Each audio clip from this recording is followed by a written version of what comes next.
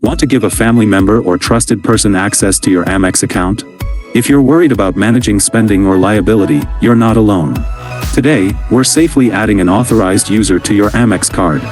Welcome back to Guide with Samuel. Let's break it down. An authorized user gets their own card with their name on it, linked to your account. You remain fully responsible for all charges they make. Step 1. Find the account management section. Log into your Amex online account. Navigate to Account Services, Card Management, or simply search for Add Someone to your account. You'll find the option to add an authorized user. Step 2. Enter their details. You'll need the authorized user's full legal name, date of birth, and social security number for US-based users. Amex uses this information to perform a soft credit check, which doesn't affect their credit score. And that leads to my crucial pro tip: set spending limits for peace of mind. For most Amex cards, you can set a spending limit for each authorized user directly from your online account. This is a fantastic way to manage budgets and control spending without having to constantly monitor every transaction.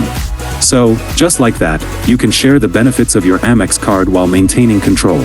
Adding authorized users strategically goes a long way in managing household or business expenses.